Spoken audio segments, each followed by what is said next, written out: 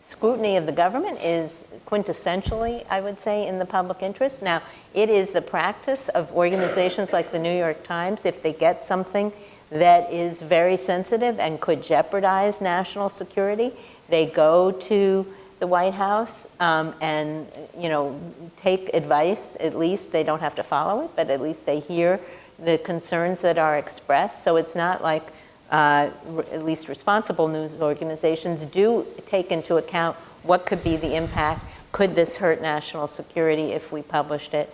How important is the story? Is it worth taking the risk of possible leak investigation and other repercussions? All of that goes into the calculations. And that's where responsible news organizations have to decide. I mean, there's been a whole tension with Wikileaks, for example, where, you know, they get a huge download of information.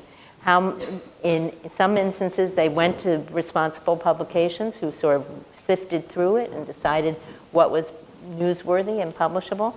But in other instances, they just posted it, and without that sort of screening. And I think we're likely to see, if there is ever the first prosecution under the Espionage Act of a journalist, depending on how you define WikiLeaks, if they're a journalism organization, they could well be the first, and that would be because they are a very mixed bag, I think everyone would say. And so it's hard to know exactly how First Amendment folks would rally, or would, you know, serious publications rally in support of WikiLeaks.